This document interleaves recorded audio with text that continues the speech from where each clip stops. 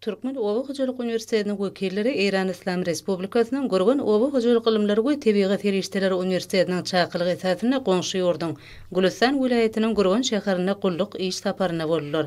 İş saparynyň dowamyna Gurgun Oba Hojalyk Ilymlary we Tebigat Ferişdeleri Üniversitetine dowuşyklar geçirildi. Olarda iki ýurdun arasyndaky dostugyny gatnaşyklary iki ýokary okuw mektebiniň arasyna gol çekilen ähtamany durmuşa geçirmäň uğurlary hakynda pikir alşyldy.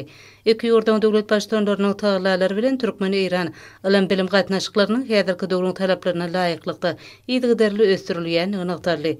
Bu ýerde ilim bilimde Oba hojalygyna ýetilen sepgitlere bagyşlanan sergi guruldy. Gurgun şäheriniň innovasiýalar merkezine barylyp görüldi hemde alimler yerli häkimiýet wekilleri bilen dowuşyklar geçirildi.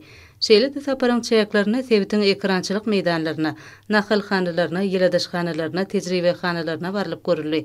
Tejribeler bilen tanşyldy.